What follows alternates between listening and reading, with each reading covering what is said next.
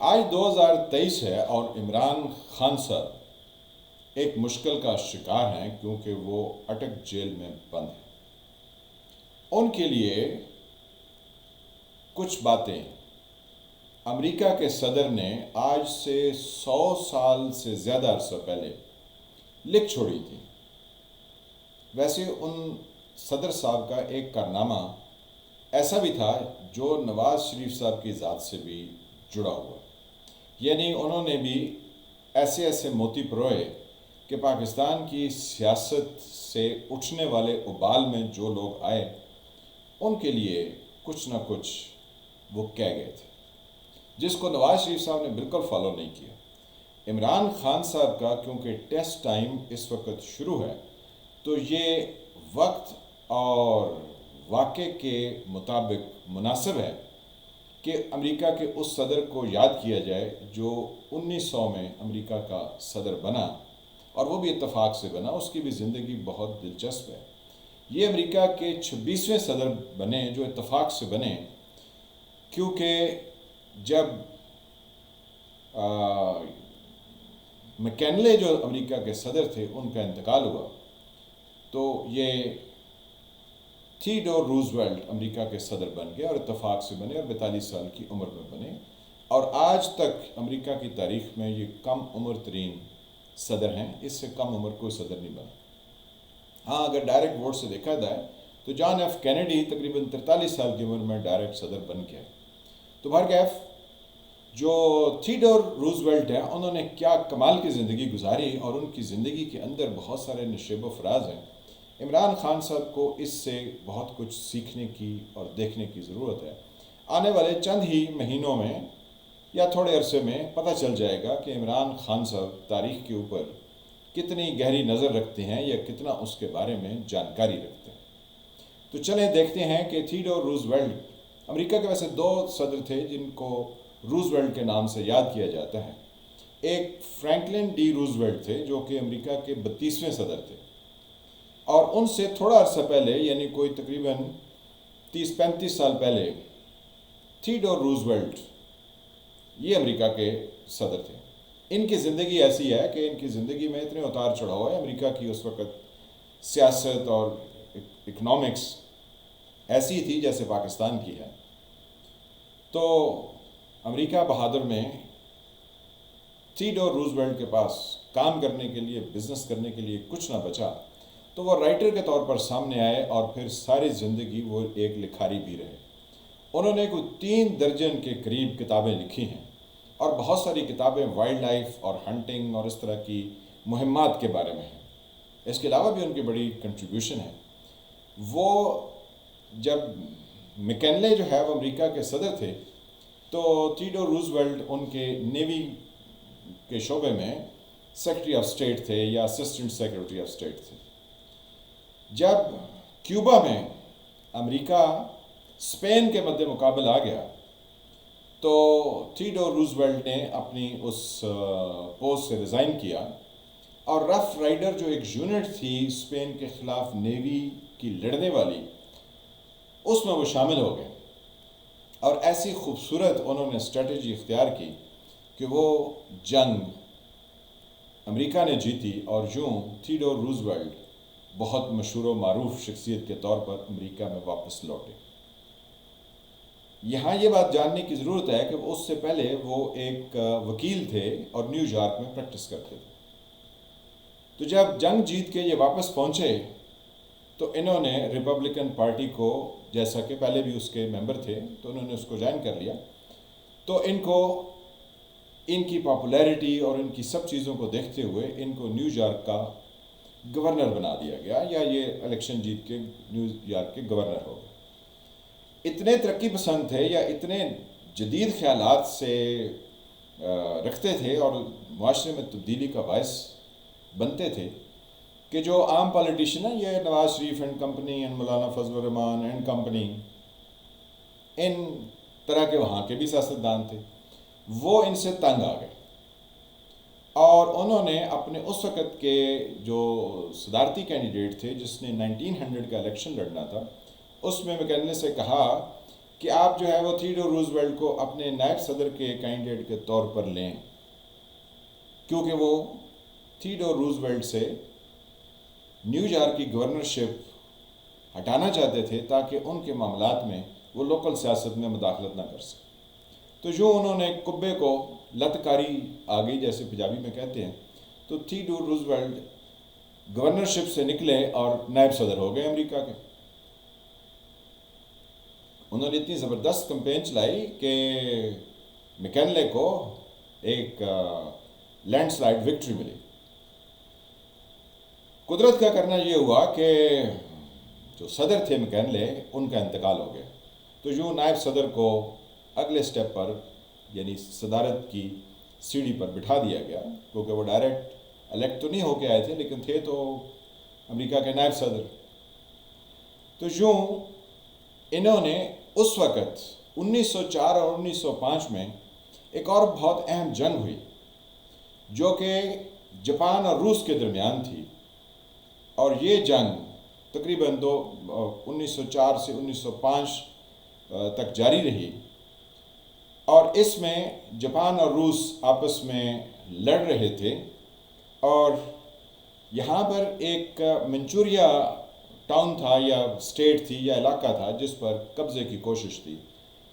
تو یوں دونوں ہار ماننے کو تیار نہ تھے، حالانکہ کہتے ہیں کہ جاپان نے وہ جنگ منچوریا کی جیت لی تھی، لیکن تھیوڈور روزویلٹ نے اس جنگ کو ختم کرانے میں جو کردار ادا کیا، اس کی بنا پر انہیں نوبل پرائز کا حقدار قرار دیا گیا۔ تو یوں یہ امریکہ کے پہلے شخص تھے، پہلے صدر بھی تھے جنہیں نوبل پرائز سے نوازا گیا۔ تو جیسے میں پہلے آپ کو بتا چکا ہوں کہ انہوں نے کوئی 3 درجن کے قریب کتابیں لکھی۔ انہوں نے جو خطوط لکھے جب یہ مختلف عہدوں پر کام کر رہے تھے، تو تقریباً کوئی 1.5 لاکھ کے قریب خطوط ہیں جو بہت مشہور ہیں، ان میں سے چند ایک تو بہت ہی زیادہ مشہور ہیں۔ تو آپ اس سے انسان کے کیلیبر کا اندازہ کر سکتے ہیں۔ یہ جب امریکہ کے صدر تھے تو انہوں نے جو نارتھ اور ساؤتھ امریکہ کے درمیان کا ایریا ہے، وہاں پر انہوں نے وہ نہر بنائی جس نہر سے نواز شریف صاحب مشہور ہو گئے، پاناما لیکس آئیں۔ تو یہ پاناما کنال جو ہے وہ تھیوڈور روزویلٹ کی کوششوں سے بنی تھی، بلکہ اس کا بہت بڑا کنٹریبیوشن تھا۔ تو پاناما کیس میں نواز شریف صاحب پھنس گئے۔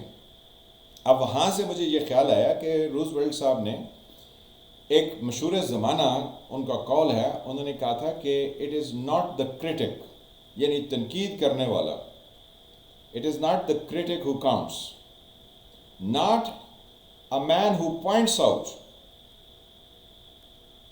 That where and how a strong man stumbles. کیا مطلب؟ کہ یہ جو تنقید نگار ہوتے ہیں، یہ تاریخ میں ان کی کوئی اہمیت نہیں ہوتی، لوگ ان کو بھول جاتے ہیں کچھ عرصے بعد، نہ ہی اس شخص کو یاد رکھتے ہیں جو بتاتا ہے کہ فلاں جگہ پہ فلاں طاقتور انسان گرا تھا یا اس کے ساتھ یہ ہوا تھا۔ ان کرٹکس کو کوئی نہیں جانتا۔ عمران خان پر بہت سارے تنقید نگار موجود ہیں، کچھ عرصے بعد لوگ ان کو بھول جائیں گے، لیکن عمران خان صاحب کو تھیوڈور روزویلٹ کا یہ قول یاد رکھنا چاہیے کہ کرٹکس سے مت گھبرائیں۔ جیسے وہ کہتے ہیں نا کہ یہ باد مخالف سے تو نہ گھبرا، یہ تو چلتی ہے تجھے اونچا اڑانے کے لیے۔ تو جو کرٹکس ہیں اس پر کہا گیا کہ ان سے مت گھبراؤ، کیونکہ آپ کو پتہ ہے کہ آپ جو شخص سٹرگل کر رہا ہے اس کو یہ پتہ ہے کہ میری کاز کیا ہے، اس کے پیچھے کون سی کہانی ہے۔ جیسے عمران خان صاحب کہہ رہے تھے کہ ہم کوئی غلام ہے کیا، جو کچھ آپ کہیں ہم مان لیں؟ Absolutely not. تو بات یہ ہے کہ عمران خان صاحب کا اس وقت اس چیز کا ٹیسٹ ٹائم شروع ہے۔ تو تھیوڈور روزویلٹ نے یہ کہا آگے چل کے کہ اگر آپ اپنی منزل تک پہنچ جاتے ہیں اور کامیابی سے ہمکنار ہو جاتے ہیں، اور خاص طور پر وہ شخص جو کہ لائم لائٹ میں ہے، یعنی جس کو پوری دنیا دیکھ رہی ہے کہ وہ کیا کر رہا ہے، وہ کیا کہہ رہا ہے، کیا اس کے ساتھ ہو رہا ہے، وہ کس طرح سے بیہیو کر رہا ہے، کیونکہ یہ لائم لائٹ میں ہے۔ جیسے وہ سپاٹ لائٹ چلتی ہے نا شادیوں میں، کہ کپل آتا ہے تو سپاٹ لائٹ پہ دکھاتے ہیں کہ جی اس طرح چل رہا ہے، ایسا ہو رہا ہے، وہ امپورٹنٹ ڈے ہوتا ہے ان کے لیے۔ تو جو تاریخ ہوتی ہے اس میں سپاٹ لائٹ اس شخص پر ہوتی ہے جو لائم لائٹ میں ہوتا ہے. تو عمران خان صاحب آج پوری دنیا میں لائم لائٹ پر ہیں، کیونکہ ایک تو وہ پاکستان کے وزیر اعظم رہے، اس سے پہلے ان کی بہت بڑی لیگیسی یا ان کی سپورٹس کی دنیا میں ان کا بہت بڑا نام ہے، تو لوگ ان کے بارے میں جاننا تو چاہتے ہیں. تو عمران خان صاحب کو یہ اندازہ ہونا چاہیے کہ انہیں یہ دیکھنا ہے کہ ان کی کاز کیا ہے، اور بقول تھیوڈور روزویلٹ کے کہ اگر آپ کامیاب ہو گئے تو ٹھیک ہے، نہ ہوئے تو آپ ان لگڑوں بگڑوں میں شامل نہ ہو جائیں جن کو نہ زندگی کا پتہ، نہ موت کا پتہ، نہ آزادی کا پتہ، نہ غلامی کا پتہ. نواز شریف صاحب جیسے ایگریمنٹ کر کے یہاں سے بھاگ گئے، ان کو کیا پتہ کہ تاریخ کے اوراق میں زندہ کیسے رہنا ہوتا ہے. یہ لوگ تاریخ میں دفن ہونے کے لیے ہوتے ہیں. جیسے ایوب خان کے بارے میں آج کوئی بات کرتا ہے، نہ جانے کیوں عمران خان صاحب نے اس کے پوتے کو اپنی پارٹی کا سیکرٹری جنرل بنایا ہو، واللہ عمر ایوب کو. تو ضیاء الحق کو کون یاد کرتا ہے، یا for that matter Yahya Khan کو کوئی یاد کرتا ہے؟ یہ سب تاریخ کے اوراق میں دفن شدہ لوگ ہیں، مور لگی ہوئی. ایون پرویز مشرف، اس کو کون یاد کرتا ہے؟ وہ بھی تاریخ کے اوراق میں دفن ہو گئے. نواز شریف بھی دفن ہے. تاریخ کے اوراق میں اگر پاکستان سے کوئی کھڑا ہے تو ذوالفقار علی بھٹو شہید ہے، جو تمام مخالفوں کے سامنے ڈٹ کے کھڑا رہا آخری سانس تک، اور جھکنے کا کوئی یعنی پاؤں میں کوئی لغزش نہ آئی. تو یہ عمران خان صاحب کا اس وقت ٹیسٹ ٹائم ہے کہ وہ کس طرح سے بیہیو کرتے ہیں، کیسے وہ مشکل ٹائم پیریڈ کا مقابلہ کرتے ہیں. اور اگر کامیابی سے ہمکنار ہو جاتے ہیں تو دنیا ویسے تعریف کرے گی، اور اگر ناکامیاب ہوتے ہیں تو لگڑ بگڑ میں اپنا نام شامل مت کریں. یہ تھیوڈور روزویلٹ نے کہا کہ ان مردوں میں مت شامل ہوں، کم از کم ان زندہ لوگوں میں شامل ہوں جو اپنی کاز کے لیے، اپنے جذبے کے لیے، اپنے مقصد کے لیے آخری دم تک لڑتے رہے. تو آپ سے شیئر یہی کرنا تھا کہ عمران خان صاحب کے اوپر اب منحصر ہے کہ وہ کس طرح سے فائٹ کرتے ہیں. کیونکہ نواز شریف صاحب کچھ عرصہ پہلے جب وہ سعودی عرب 10 سال کا معاہدہ کر کے چلے گئے تو ان کے آس پاس کے لوگوں کو پتہ ہی نہیں تھا کہ ان کا رہبر، ان کا رہنما خود NRO کر کے یہاں سے چلا گیا.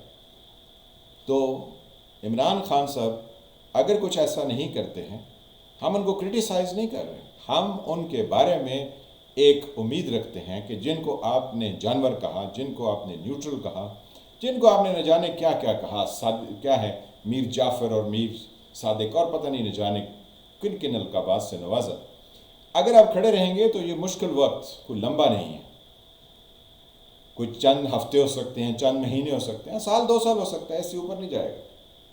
لیکن قدم جما کے کھڑے رہنے سے ہی آپ کی کامیابی جڑی ہوئی. اگر آپ اس چیز کو کریں گے، آج کل افواہیں اڑائی جا رہی ہیں کہ یہ بشرا بی بی کی ڈائری آ گئی، یہ فلاں ہو گیا، تو عمران خان صاحب ان سب سے لا تعلق ہو جائیں